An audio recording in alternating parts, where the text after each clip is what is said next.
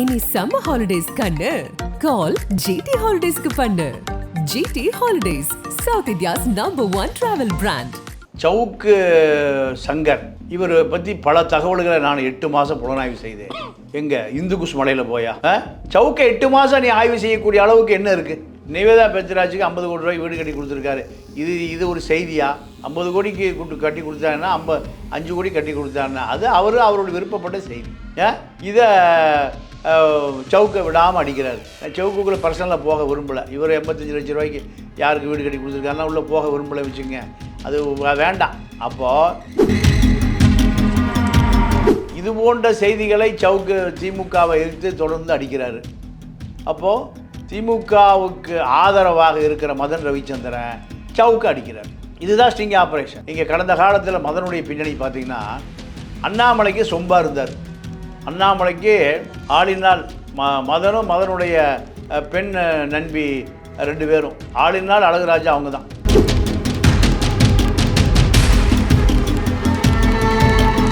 அவ்வளோதான். அதை தாண்டி சவுக்குன்னு பெருசாக எதிர்பார்க்கக்கூடிய விஷயம் ஒன்றும் இல்லை. பல போலீஸ் அதிகாரிகள் பின்னணியிலேருந்து இயங்குறாங்க. போலீஸ் அதிகாரிகள் இன்னொரு போலீஸ் அதிகாரிகள் அடிக்கணும்னா சவுக்கில் தட்டி விடுவாங்க. அவன் சரண்டர் ஆவான், காம்ப்ரமைஸ் ஆகும். சவுக்கு பின்னாடி ஒரு பிஜேபி இருக்குது, ஆர்எஸ்எஸ் இருக்குது, அண்ணாமலை இருக்கார். அதனால் அண்ணாமலை சீன்றதுக்கு திமுக பயந்துக்குது. அண்ணாமலையை செந்தில் பாலாஜியை இன்னைக்கு வரைக்கும் உள்ளே வச்சுருக்கிறது அண்ணாமலை தான், வேறு யாருமே இல்லை. அண்ணாமலை பிஎல் சந்தோஷ் எங்கே ஏவி விடுதோ அமலாக்கத்துறையும் ஐடி துறையும் அங்கெல்லாம் போய் அமலாக்கத்துறையும் ஐடி துறையும் என்ன வேணால் செய்யும். திமுக அண்ணாமலை கண்டா நடுங்கி அஞ்சு காய்ச்சல் வந்து படுத்து கிடக்கு. திமுக தான் பின்னணி, வேற என்ன?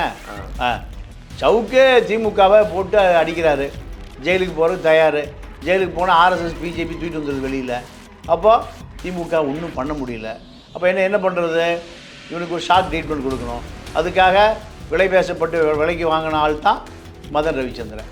மதன் ரவிச்சந்திரன் எவனுக்கு காசு கொடுத்தாலும் எதை வேணால் அடிப்பார். மதன் ரவிச்சந்திரனை திமுக எதுக்கு அனுப்புதுன்னா, முழுக்க சவுக்குடைய கேரக்டரை காலி பண்ணணும்.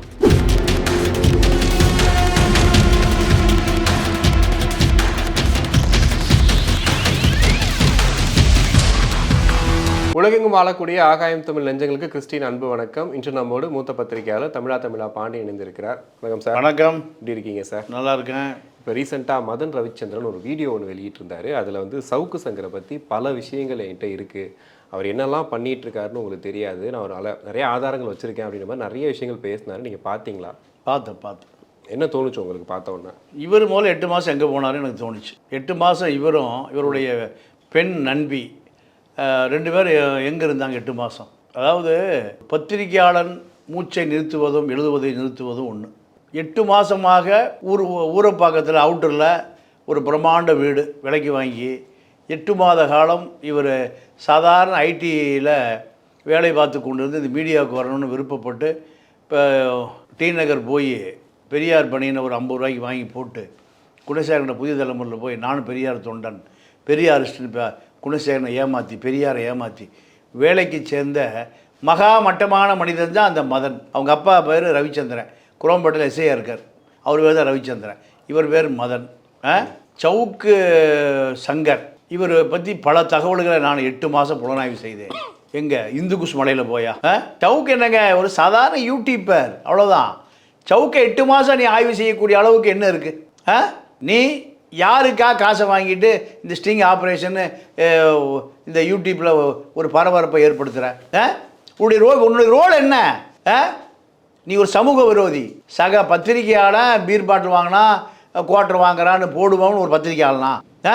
நீ ஆளுங்கட்சி பக்கம் போ, எதிர்கட்சி பக்கம் போ, டெல்லிக்கு போ. அதாயா ஸ்டிங் ஆப்ரேஷன்? டெகல்கா ஸ்டிங் ஆப்ரேஷன் பண்ணான் எங்கே? டெல்லியில். அப்போ காங்கிரஸ் பிஜேபி ரெண்டையுமே 2 பேருடைய ஊழலையும் வெளி உலகுக்கு கொண்டு வந்தாந்தால் அதுதான் ஸ்டிங் ஆப்ரேஷன். ஒரு அமைச்சர் பணம் வாங்குவதை ஒரு கேமரா எடுத்தான், அது ஸ்டிங் ஆப்ரேஷன். எத்தனை ஊழல் நடக்குது, எத்தனை அநியாயம் நடக்குது. இல்லை, குறிப்பாக பத்திரிகையாளர்கள் இந்த மாதிரி யூடியூபரே டார்கெட் பண்ணுறாரு, அதுக்கு என்ன காரணமாக இருக்கும் சார்? என்னென்னா, இப்போ சவுக்கு திமுகவை இப்போ தேர்தல் நேரத்தில் என்ன பெத்துரா சிந்துஷா என்ன ஒரு நடிகை உதயநிதி 50 கோடி ரூபாய்க்கு பங்களா கட்டி கொடுத்தாரு. நிவேதா பெத்ராஜுக்கு 50 கோடி ரூபாய்க்கு வீடு கட்டி கொடுத்துருக்காரு. இது ஒரு செய்தியா? 50 கோடிக்கு கட்டி கொடுத்தாங்கன்னா 5 கோடி கட்டி கொடுத்தாருன்னா அது அவரோட விருப்பப்பட்ட செய்தி. இதை சவுக்கை விடாமல் அடிக்கிறாரு. நான் சவுக்குள்ளே பர்சனலாக போக விரும்பலை. இவர் 85 லட்சம் ரூபாய்க்கு யாருக்கு வீடு கட்டி கொடுத்துருக்காருன்னா உள்ளே போக விரும்பலை வச்சுங்க, அது வேண்டாம். அப்போது இது போன்ற செய்திகளை சவுக்கு திமுகவை எதிர்த்து தொடர்ந்து அடிக்கிறாரு. அப்போது திமுகவுக்கு ஆதரவாக இருக்கிற மதன் ரவிச்சந்திரன் சவுக்கு அடிக்கிறார். இதுதான் ஸ்டிங் ஆப்ரேஷன். 8 மாத காலமாக நான் ட்ரெயினை பறக்க விட்டு எடுத்தங்கிறார். இவர் எங்கே பார்டர் தாண்டி போட்டில் இலங்கையில் அதை புலனாய்வு பண்ணிட்டு இருந்தாரா? இவர் ட்ரெயின் பறக்க விட்டு எடுத்தேன்னு சொல்கிறதுக்கு. அப்போது முழுக்க திட்டமிட்டு ஒரு பிளாக்மெயில். நீங்கள் சவுக்கை பொறுத்த வரைக்கும் சவுக்கு மீது கடுமையான விமர்சனம் இருக்குது. ஸ்ரீமதி வழக்கிலிருந்து பல வழக்குகள் மீது அவரை அதிமுக பேசவே மாட்டார். அது வேலுமணியை பேச மாட்டார். மாதம் கப்பம் கட்டுறார். யார்? வேலுமணி எடப்பாடி பற்றி பேசவே மாட்டார்.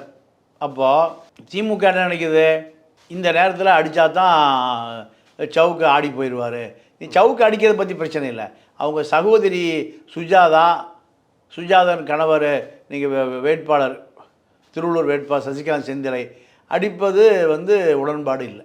ஏன்னா சசிகாந்த் செந்திலை பொறுத்த வரைக்கும் ஒரு நேர்மையான அதிகாரி. நீங்கள் ரெட்டி பிரதர்ஸுக்கு முன்னாடி தூக்கி போட்டு ஐஏஎஸ் வேலையை வேணால் தூக்கி போட்டு வந்தார். அப்போது அவரை பொறுத்த வரைக்கும் அவர் காங்கிரஸில் அவர் கம்யூனிஸ்ட் என்னை பொறுத்த வரைக்கும் ஒரு நேர்மையான அதிகாரி. அவரை டார்கெட் பண்ணுவதுங்கிறது பின்னணியில் திமுக இருக்குது. ஏன் திமுக இருக்குன்னா, நீங்கள் காங்கிரஸை பொறுத்தவரை ஸ்டாலினுடைய கட்டுப்பாட்டில் இருக்கார் செல்வ பெருந்தகை. ஆனால் இப்போ இதெல்லாம் மீறி சசிகாந்த் செந்திலுக்கு 2 சீட் கொடுக்கப்பட்டிருக்கு. மாயவரம் சுதா அந்த அம்மாவும் சசிகாந்த் செந்தில் 2 ராகுலுடைய நேரடி பார்வையில் கொடுக்கப்பட்ட தொகுதி. 2 பேரும் ஜெயிச்சிருவாங்க. அப்போ இதெல்லாம் இன்றைக்கி திமுக ஒரு நெருடலாக இருக்குது. அதனால் மதனுக்கு காசை கொடுத்து அடிக்க சொல்கிறாங்க. நீங்கள் கடந்த காலத்தில் மதனுடைய பின்னணி பார்த்தீங்கன்னா, அண்ணாமலைக்கு சொம்பாக இருந்தார். அண்ணாமலைக்கு ஆளினால் மதனும் மதனுடைய பெண் நண்பி 2 பேரும் ஆளினால் அழகுராஜா அவங்க தான். இதன் பிறகு அண்ணாமலைக்காக அண்ணாமலை ஆதரவாளர்களை ஸ்டிங் ஆப்ரேஷன் சொல்லி பீர் பாட்டில் வாங்கினது, பிஸ்கட் பாட்டில் வாங்கினது, குவார்ட்டர் பாட்டில் வாங்கினதெல்லாம் அடித்தார். ஒரு பத்திரிகையாளனுடைய பலவீனங்களை வெளி உலகுக்கு சொல்லி பத்திரிகை தர்மத்தையே ஒழிப்பது என்பது ஒரு பத்திரிகையாளனுடைய வேலை அல்ல. தவறு செய்தால் அவனை கண்டிக்கணும், திருத்தருக்கு வாய்ப்பு கொடுக்கணுமே தவிர அதை ஒரு செய்தியாக்கி அதை ஒரு பரபரப்பாக்குவதுங்கிறது இவர்களெல்லாம் அண்ணாமலை லாபிஸ்டுகளுக்காக அடித்த ஸ்டிங் ஆப்ரேஷன். அது சவுக்கு சங்கரோட சேர்த்து நிறைய பேரோட பேரும் சொன்னாரே சார். அதில் இல்லை, அதான் எல்லாமே திமுக ஆதரவான ஆட்கள். சாரி, அதிமுக ஆதரவான ஆட்கள். திமுக ஆதரவான ஆட்கள் ஒரு பேரும் சொல்லியிருக்க மாட்டாரா? சிபி செந்தில் சொன்னாரா? சொல்ல பல சிபி செந்தில் அங்கே உள்ளே ஒழிச்சிருக்காங்க திமுகக்குள்ளே. அவர்களை சொல்லவே மாட்டாரா? ஏன் சொல்ல மாட்டார்னா, பணம் கொடுத்து அடிக்க சொன்னதே திமுக தான். சவுக்க இந்த பக்கம் அதிமுக தரகர், இந்த பக்கம் திமுக தரகர், 2 தரகர் மோதி கொள்வதான் ஸ்டிங் ஆப்ரேஷன். இல்லை, அதில் சொன்ன தகவல்கள்லாம் உண்மையா சார்? நீங்கள் பார்க்குற வரைக்கும் இப்போ சவுக்கு சங்கரை பற்றி அவர் சொன்ன விஷயம்லாம் உண்மையா? இல்லை. அதாவது சவுக்கு சங்கரை பொறுத்தவரை அவர் ஒரு யூடியூபர், அவ்வளோதான். அதை தாண்டி அவர் அதிமுகவுக்கு ஆதரவான லாபிஸ்ட், அவ்வளோதான். அதை தாண்டி சவுக்கு பெருசாக எதிர்பார்க்கக்கூடிய விஷயம் ஒன்றும் இல்லை. பல போலீஸ் அதிகாரிகள் பின்னணியிலேருந்து இயங்குறாங்க. போலீஸ் அதிகாரிகள் இன்னொரு போலீஸ் அதிகாரிகள் அடிக்கணும்னா சவுக்கில் தட்டி விடுவாங்க, அவன் சரண்டர் ஆவான், காம்ப்ரமைஸ் ஆகும். 2 கமிஷனர்ஸ் இருக்காங்க, முன்னாள் கமிஷனர், இந்நாள் கமிஷனர், 2 பேர் தான் சவுக்குடைய சோர்ஸு. அப்போது இதை திமுக ரசிக்கலை. ஏன்னா இன்னொரு விஷயம் என்னன்னு கேட்டிங்கன்னா, சவுக்கு பின்னாடி ஒரு பிஜேபி இருக்குது, ஆர்எஸ்எஸ் இருக்குது, அண்ணாமலை இருக்கார். அதனால் அண்ணாமலை சீன்றதுக்கு திமுக பயந்துக்குது, அண்ணாமலையை சீன்றதுக்கு திமுக பயந்துக்குது. ஏன்னா திமுகவை செந்தில் பாலாஜியை இன்னைக்கு வரைக்கும் உள்ளே வச்சுருக்கிறது அண்ணாமலை தான், வேறு யாருமே இல்லை. அண்ணாமலை PL சந்தோஷ் எங்கே ஏவி விடுதோ அமலாக்கத்துறையும் ஐடி துறையும் அங்கெல்லாம் போய் அமலாக்கத்துறையும் ஐடி துறையும் என்ன வேணால் செய்யும். திமுக அண்ணாமலை கண்டா நடுங்கி அஞ்சு காய்ச்ச படுத்து கிடக்கு. அப்போது இந்த நேரத்தில் எலெக்ஷன் நேரத்தில் திமுகவை பலவீனப்படுத்துறாரு சவுக்கு. அதனால் சவுக்குக்கு ஒரு அட்டாக் கொடுக்கணும்ல, அதுக்காக 8 மாதம் வீட்டில் படுத்து தூங்கிட்டு இருந்த மதன் ரவிச்சந்திரன் கொண்டு களத்தை இறக்கி விட்டு அடிக்கிறாங்க. இது ஒரு பரபரப்பு. இல்லை, ஏன்னா அப்போ சவுக்கு சொல்கிறது பூரா இனி திமுக மேலே எது சொன்னாலும் எடுபடாதில்ல.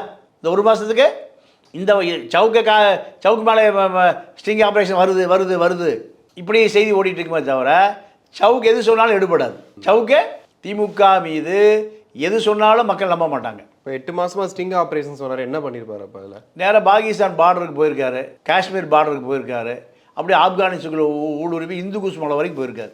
போய் அங்கே தலிபான்களை ஸ்டிங் ஆப்ரேஷன் பண்ணியிருக்காரு. இந்து குஷ் மலைக்கு போயிருக்காரு. பின்லேடன் வாழ்ந்த பகுதியை பூராத்தையும் ஆய்வு பண்ணியிருக்காரு. 8 மாதமாக தன்னுடைய பெண் நண்பரையும் கூட்டிகிட்டு போயிருக்காரு. 2 பேருமா நிறைய ஆய்வு பண்ணியிருக்காங்க. 2 பேரை பற்றி 2 பேர் ஆய்வு பண்ணியிருக்காங்க. அப்போ 8 மாதம் என்னையே பண்ணிட்டு இருந்த ஊரை பக்கத்தில் படுத்து கிடந்திருக்கேன். உன்னுடைய ஜாதகம் பூரா ஊரை பக்கம் தான்.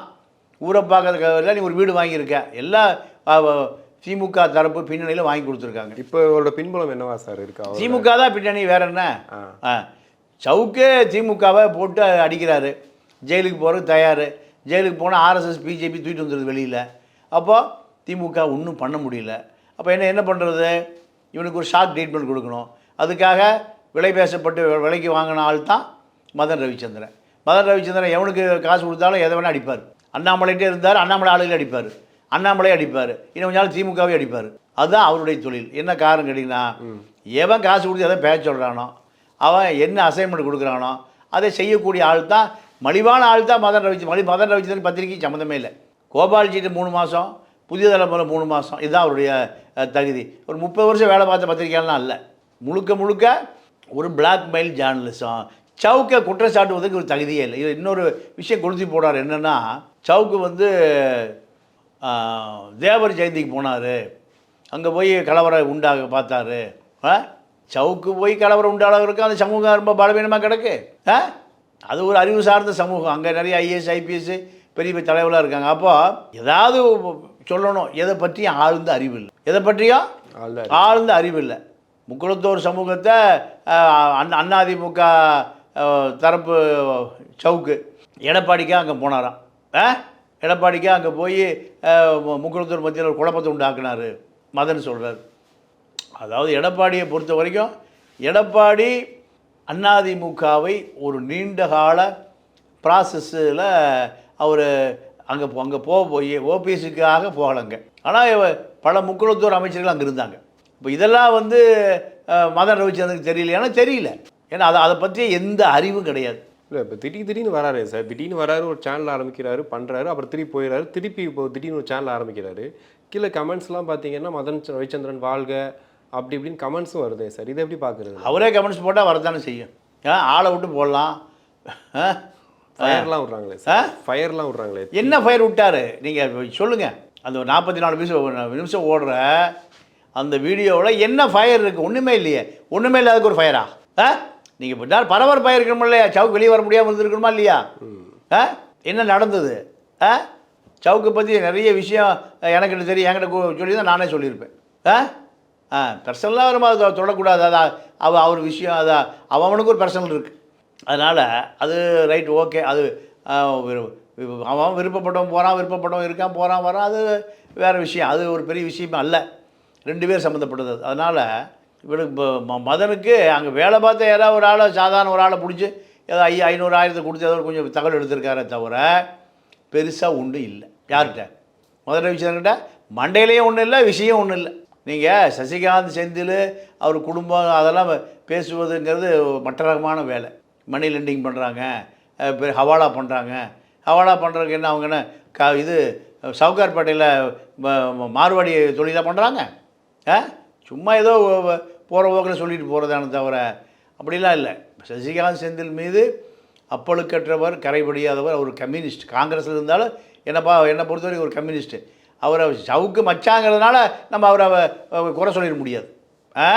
அந்த குடும்பத்தை நம்ம குறை சொல்ல முடியாது. அதாவது ஒரு குடும்பத்தில் ஏதாவது ஒரு தத்தி பறக்கத்தான் செய்யும், ஒரு தத்தி இருக்கத்தான் செய்யும். அதுக்கு அந்த குடும்பம் மோசம்னு சொல்லிட முடியாது. அது மாதிரி நிறைய விஷயங்கள் இருக்குது. ஆனால் மதன் ரவிச்சந்திரனை பொறுத்த வரைக்கும் முக்குளத்தூர் சமுதாயம் எதிரி, சசிகாந்த் செயலும் அண்ணாமலையும் பார்ட்னரு, அண்ணாமலை சம்சாரமும் சசிகாந்த் செந்தில் போன்ற பார்ட்னரு. இதெல்லாம் அளவுக்கு அதிகமான கற்பனை. சசிகாந்த் செந்தில் கர்நாடகா வேலை பார்க்குறாரு, ரிசைன் பண்ணுறாரு. இவர் சிவமோகா வேலை பார்க்குறது ரிசைன் பண்ணுறாரு. 2 பேரும் ஒரே மாவட்டத்தில் வேலை பார்த்து ரிசைன் பண்ணுறாங்க. அதுக்காக 2 பேர் நட்பாக இருக்க முடியும். இவர் காங்கிரஸ், அவர் பிஜேபி.